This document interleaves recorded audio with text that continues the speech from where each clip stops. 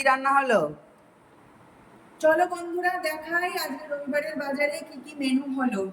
অনেক কিছু হয়েছে ফার্স্টে তো। আছে সাদা ভাত, আচ্ছা আলু ভাতে, আচ্ছা।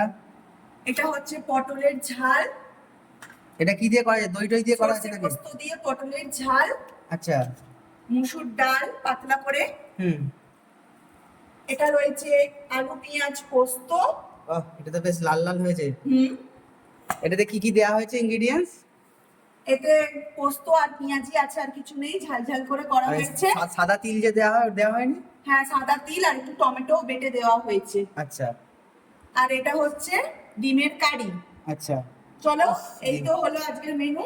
আর এদিকে আম আছে। আর এদিকে আছে আম। চলো আবার পরে দেখা হবে। ঠিক, তো তোমরা তো মেনু দেখেই নিয়েছো, জমিয়ে খাওয়া দাওয়া হবে। প্রথমে আমি একটু ঘি দিয়ে, নুন দিয়ে, আলু ভাতে দিয়ে আগে খাবো, তারপর পোস্ত, ডিম টিম এসব হবে। চলো টাটা।